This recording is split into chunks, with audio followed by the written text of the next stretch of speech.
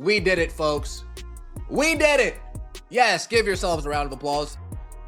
ESPN has finally understood that they can't dance around this anymore. Just hold the L with 2024 and then just compare it to accept your L and then go and say all the positive things that you want to say after. No shame in that. ESPN finally admitted what they've been hiding all season. After months of selective reporting, cherry-picked stats, and mysteriously delayed data drops, the network has come clean, and it's not pretty. The official WNBA Finals ratings are out, and let's just say they didn't just expose a weak postseason. They exposed an entire media narrative collapsing in real time. Finally, ESPN has decided that the year 2024 actually did exist. So often this season, whether it was the draft, All-Star game, so often they were comparing this year's numbers to 2023's numbers. Oh my gosh, but it's up if you compare it to 2 years ago. Well, it's down if you compare it to last year. A constant back and forth that we had with ESPN all season long. Here's why this matters. Nielsen upgraded their tracking system this year. They added every possible advantage: smart TVs, set-top boxes, even out-of-home viewing in bars and hotels, all of it designed to capture more viewers. So, this year's numbers should have looked historic. But even with the deck stacked, the 2025 finals couldn't beat 2024. Not even close. And that's when the spin machine kicked into overdrive. All season long, ESPN played games with the numbers. They'd brag about growth by comparing this year to 2023, conveniently skipping over Caitlin Clark's record-breaking 2024 season. They'd release ratings for Game 1 but go silent on Game 2. They'd post NBA TV viewership but quietly hide ABC's lower numbers. It was a shell game, and anyone paying attention could see it. But now, the finals are over. The excuses ran out. ESPN can't hide behind half-truths anymore. Do you think ESPN will finally embrace Caitlin Clark? Or is this just another media spin? Let us know down in the comments. Last year, they put it all out. This year, very selective on the certain numbers that they made available to the public. We have to wait for ESPN to report it now. We have to wait for these networks to report it now. They don't give it to sports media anymore. They don't give it to TV ratings guy. They don't give it to any of these other programs anymore. Now they just gonna keep it close to the vest, sit behind the scenes, fluff up their numbers as much as they can, and then finally release something. Think about what that means. The so-called worldwide leader in sports has turned into a PR arm for the league, sitting in closed-door meetings massaging their own ratings before releasing them to the public. No independent verification, no raw data from analysts.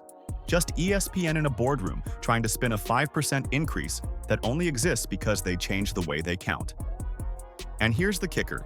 That 5% bump is actually a massive failure when you look under the hood.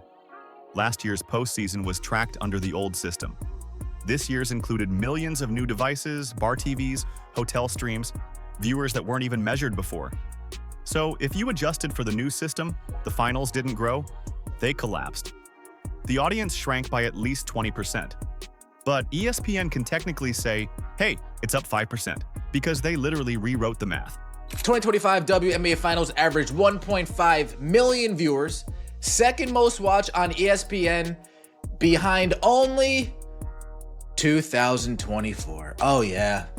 Finals are down this year. How does that look, WNBA? How does that look? Think about it, folks. How does that look? They are already trending downwards. When it comes to finals that aren't involving Caitlin Clark, the numbers are already pointing downwards. And it was a sweep. Oh, goodness. But in the WNBA's case, but guys, you had Asia Wilson. That's how desperate they are to cover for a simple truth. The league has fallen apart without Caitlin Clark. The frustration's boiling over now because everyone sees what happened. The WNBA just ran the most expensive natural experiment in sports history, And the data doesn't lie. This season had everything the league claimed fans wanted: parity, stars, competition. Asia Wilson, the reigning MVP, DeWanna Bonner, one of the most decorated veterans alive. The Las Vegas Aces chasing a dynasty. ESPN hyped it as proof that the league was more than one player. But when the lights came on, nobody cared. Game 1 opened strong with 1.9 million viewers. Not bad. But then reality hit. Game 2 dropped to 1.2 million. Game 3 barely climbed to 1.3. The closeout Game 4 finished with 1.44 million. Those aren't championship numbers. That's audience fatigue. Fans tuned in once, realized Clark wasn't there, and checked out. You see? That's actual growth, even with the new metric system, even with the new counting system that Nielsen has implemented. 5%, not real growth. 30%, okay, I could say, okay, that's some growth right there. Because if you compare that to last year, it's still probably an increase. But if you compare the postseason using last year's ratings metrics, that's down. But we move on. Let's take a look. We have Game 1 of the 2025 finals giving you 1.9 million viewers. You have Game 2, Game 3 giving you 1.2 and 1.3, down from last year. Compare that to last year. The 2024 finals, Clark's rookie year, was the complete opposite. The series gained viewers every game. Game 1 started with 1.1 million. Game 2, 1.34. Game 3, 1.4. Game 4, 1.7. Game 5, a stunning 2.2 million viewers. That's not hype. That's growth in real time. People told their friends. Casual fans became loyal watchers. The series turned into a cultural event. That's what happens when Caitlin Clark is involved. She's a gravitational force. She doesn't just bring basketball fans, she brings everyone. But the second she's gone, so are they. Those percentage jumps tell the full story. The 2024 finals didn't just improve, they exploded. Game 1 viewership jumped 57% from the year before. Game 2 doubled. Game 3 and 4 were up more than 100%. Game 5 soared 142%.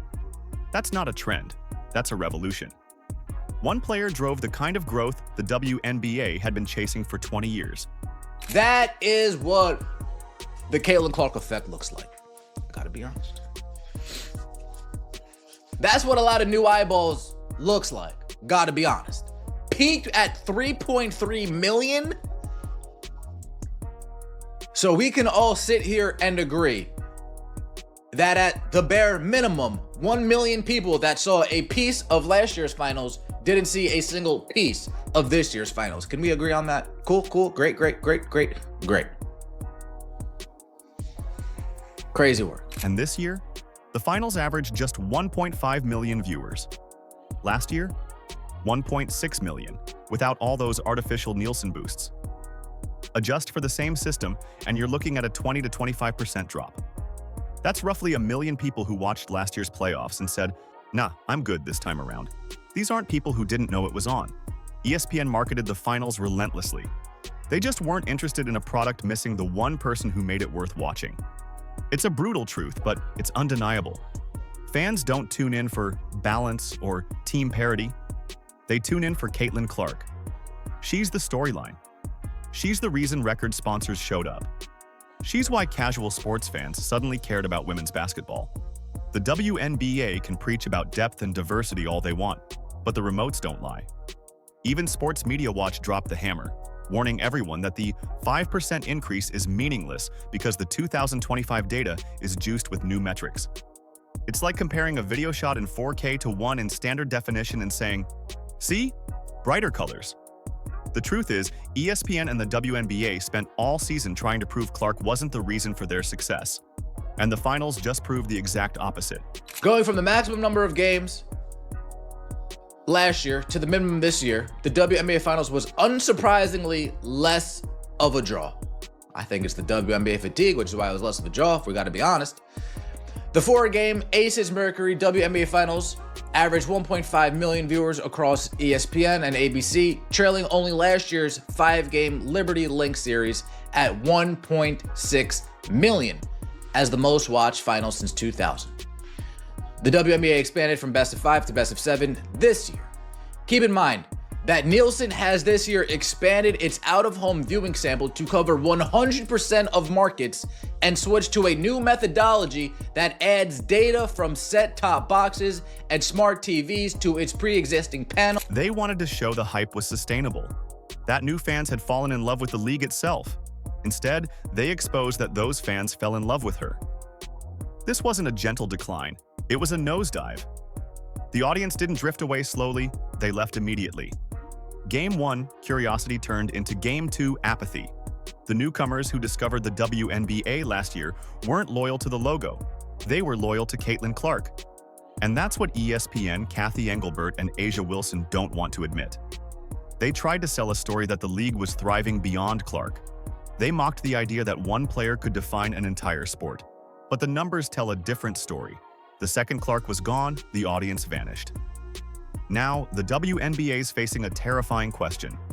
If your MVP, your super team, and your national TV deal can't keep fans watching, what happens when Caitlin Clark leaves permanently? Because right now, the only person keeping the lights on isn't even playing. That comparison is beyond brutal. It's like Barry Bonds juiced to the gills and still hitting fewer home runs than a clean Aaron Judge. That's the WNBA's 2025 finals in a nutshell. With every advantage imaginable, expanded Nielsen tracking, smart TV data, set-top box reporting, and full national coverage, they still couldn't outdraw Caitlin Clark's 2024 numbers. And that's where the story starts unraveling for ESPN. A built-in advantage over prior years. Lord have mercy. Lord have mercy. You're telling me this year is on steroids and still getting beaten out? Because here's the financial nightmare. ESPN just dropped a massive new media rights deal on the WNBA, betting big that last year's explosion was only the beginning. Their entire investment thesis hinged on the idea that 2024 wasn't a one-off. It was the new normal. They projected steady, compounding growth from Clark's breakout year. But these finals shattered that illusion. What ESPN thought was a baseline turned out to be a ceiling. Media rights deals are built on future growth curves, not nostalgia. When ESPN signed the check, they expected 2024's momentum to carry into the next decade. They modeled finals games, eventually pulling 3 to 4 million viewers as the league matured. But what they actually got was a cliff dive, a double-digit drop even with all those inflated measurement upgrades. If you're an ESPN executive staring at those charts, you're not sipping champagne, you're stress-drinking coffee. You just paid a premium for what now looks like a bubble. The numbers don't show momentum, they show contraction. And the most alarming detail? At least 500,000 viewers who tuned in for Game 1 looked at what they saw and decided they were done. Last Friday's clinching Game 4 averaged 1.4 million on ESPN, down from the 1.7 last year, but surpassing all other Game 4s since the finals expanded beyond a best-of-3 format. After opening with 1.9 million viewers, they failed to get that back. After opening up with 1.9, they have failed to get anywhere near that back. 500,000 people minimum said, I'm good on this. I don't need to watch Game 2, Game 3, or Game 4. I'm good. And they didn't turn on. That's not indifference. That's rejection. Those weren't trolls or anti-fans. Those were curious newcomers, the very audience ESPN and the WNBA bragged about capturing. They gave the finals a shot, realized Clark wasn't there, and walked away. In business terms, that's a product test. And the product failed. You can make excuses when fans don't show up at all. You can blame poor marketing or bad scheduling. But when they show up, sample the product, and then leave halfway through, that's a verdict. And 500,000 people just handed the league its report card. Now zoom out. The WNBA wrote a record-setting regular season in 2024, mostly thanks to Caitlin Clark's presence. That momentum was supposed to snowball into this year. Instead, the cracks started showing even before the finals. Non-Clark games last season were already struggling to fill seats. The league tried to downplay it. The finals were supposed to prove that the league could stand on its own. A'ja Wilson, DeWanna Bonner, all the big names ready to carry the torch. But the numbers told the opposite story. How does that look? They are already trending downwards. When it comes to finals that aren't involving Caitlin Clark, the numbers are already pointing downwards. And it was a sweep. Oh, goodness. But in the WNBA's case, guys, you had A'ja Wilson. The casual audience that discovered women's basketball through Clark never transferred that loyalty. They weren't watching the league. They were watching her. And when she wasn't there, their interest evaporated. Then you read between the lines of what Sports Media Watch quietly wrote. Viewership figures will tend to have a built-in advantage over prior years. Translation: don't let these numbers fool you. They're worse than they look. That's as close as you'll get to a polite obituary from a media ratings outlet. They're signaling that these finals didn't just underperform, they flopped. They just can't say it out loud because ESPN and the WNBA are both clients. Here's why that soft-pedaled warning matters. The entire WNBA growth story depends on maintaining the illusion of an upward slope. Sponsors, advertisers, and investors don't fund stability. They fund acceleration. A single down year can be spun as a fluke. But 2 consecutive years trending downward? That's a panic signal. Now imagine what happens if 2026 repeats this pattern. If Clark's team misses the finals again and the audience drops even further. Sponsors who paid top dollar for record-breaking exposure are going to feel duped. Those contracts were negotiated based on the Caitlin Clark boom.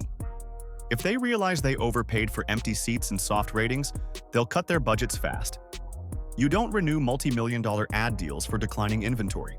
After opening with 1.9 million viewers, they failed to get that back. After opening up with 1.9, they have failed to get anywhere near that back. 500,000 people minimum said, I'm good on this. I don't need to watch Game 2, Game 3, or Game 4. The same applies to ESPN. They can stomach one bad postseason, but not a trend. If they see that Clarkless games consistently underperform, even during the finals, they're sitting on a ticking time bomb. They can't justify paying top rates for a league that depends entirely on one player's participation. And worse, they can't control that variable. The league and its commissioner, Cathy Engelbert, keep insisting that growth came from broader initiatives, better marketing, more visibility, competitive parity. But the 2025 finals ran the perfect experiment. All the league's talking points were tested under ideal conditions: primetime games, huge promotional budgets, even artificially inflated Nielsen coverage. Yet without Clark, the numbers fell off a cliff. The conclusion writes itself. And that's what makes this an existential crisis. If your league only thrives when one player is present, you're not building a business. You're renting a moment. What happens when she gets injured? Or when she takes a break? Or worse, when she retires? The WNBA has tethered its future to the unpredictability of one athlete's schedule. That's not sustainable. That's desperate. There's also a deeper fatigue issue here, a kind of trust burnout with casual fans. Caitlin Clark pulled in millions of new viewers in 2024 who genuinely wanted to believe. They weren't lifelong skeptics, they were curious newcomers. But what they saw over the season turned them off. They saw a league that treated its biggest star like an inconvenience instead of an opportunity. They watched her get shoved, tripped, and targeted game after game while refs swallowed whistles. They saw veterans mock her after losses instead of respecting her. They watched Engelbert and ESPN look the other way. And then they heard players and analysts suggest that Clark's success was somehow a problem for the league. That hypocrisy was impossible to ignore. So when those same fans saw a finals without Clark, they didn't just lose interest, they made a statement. Why support a league that refuses to protect or even appreciate the player who brought them there in the first place? That's the question echoing across social media, and the ratings answer it clearly. This is where the WNBA's public relations strategy backfired spectacularly. For months, they tried to prove they didn't need Caitlin Clark. They promoted A'ja Wilson as the true face of the league, emphasized balance and parity, and acted like Clark's absence from the finals was actually healthy for the brand. They wanted to prove the WNBA wasn't a one-woman show. Instead, they accidentally proved that without her, no one's watching the show at all. The audience's verdict couldn't be louder. They didn't tune in to celebrate depth. They tuned out because the league pushed away the one reason they cared. Now, the WNBA is trapped in a corner. They can't admit Clark is the sole driver of interest because that undermines their entire narrative. But they can't ignore it either, because every ratings release exposes it. And then there's that final dagger, the close-out game's viewership. Only 1.4 million tuned in to watch a champion crowned. In every major sport, the last game is the peak. That's when casuals check in, when new viewers tune in for the celebration, when the audience swells because it's the finale. Instead, the WNBA's championship game actually lost viewers compared to the one before it. And compared to last year's equivalent matchup, it collapsed by over a third. That's catastrophic. You can't spin that into good news. You can't blame bad timing, competing sports, or summer schedules. The simplest explanation is the truest one. People didn't care. Even more painful? This wasn't a weak matchup. It featured A'ja Wilson, the reigning MVP, the player the league's been marketing as its pillar of excellence. She's dominant, charismatic, and in her prime. But her close-out game still drew 800,000 fewer viewers than Clark's. That's not an insult to A'ja, it's reality. The market has spoken, and the market says Caitlin Clark is women's basketball's box office. The league can plaster Wilson on every billboard, give her every award, and flood ESPN segments with glowing features. But it won't move the needle. The viewership proves it. Fans don't respond to the PR machine, they respond to genuine star power. And ESPN knows it. The network has quietly started to pivot. They're done pretending every season can be compared selectively to 2023. They've accepted that 2024 exists as a permanent benchmark, and that benchmark belongs to Clark. Every future year will be measured against her impact, and that's the brutal truth haunting the league right now. 2024 wasn't normal growth. It was lightning in a bottle, powered by one transcendent athlete. ESPN and Kathy Engelbert tried to rebrand that miracle as momentum, but the numbers exposed the illusion. The WNBA isn't collapsing because it lacks talent. It's collapsing because it refuses to acknowledge who built the bridge between women's basketball and mainstream America. Until they accept that Caitlin Clark is the cornerstone, not a distraction, the league will keep losing fans, sponsors, and credibility. Do you think ESPN will finally embrace Caitlin Clark? Or is this just another media spin? Let us know down in the comments. Like, subscribe, and turn on all notifications so you never miss out. Click the video on the screen, and we will see you in the next one.